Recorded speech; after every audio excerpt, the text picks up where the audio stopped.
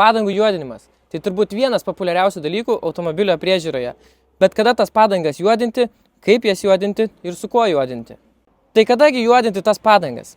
Automobilio padangas galite juodinti tada, kada jau pastebite, kad jos yra išblukusios, papilkėjusios ar parudavusios. Tačiau, jeigu padangos yra parudavusios kaip šios, rekomenduoju naudoti padangų valiklį. Užpurškite priemonės ant paviršiaus, su šepetėliu įtrinkite ir nuvalysite visus sukauptus juodiklius, kuriuos esate užtepę, bei nešvarumus nuo kelio. Tuomet užtepkite iš naujo juodintojo ir jis laikysis žymiai ilgiau. Du pagrindiniai padangų juodintojų tipai yra purškiami arba tepami. Juos renkatės pagal save, kaip jums patogiau. Taip pat su juodinimu rekomenduoju naudoti ir būtinai aplikatorių. Tai gali būti kempininis aplikatorius arba naujiena rinkoje minkštas švelnus šepetėlis. Šitą labiau rekomenduoju naudoti tiem, kas turi labai žemo profilio padangas, kadangi yra žymiai patogiau prie jų prieiti.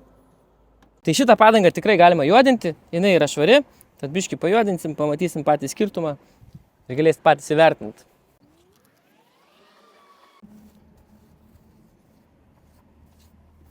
Na štai, padanga pajuodinta, kaip ir visiems patinka, o visus šios produktus galite rasti mūsų fizinėse arba internetinėse svetainėje detailerplace.com.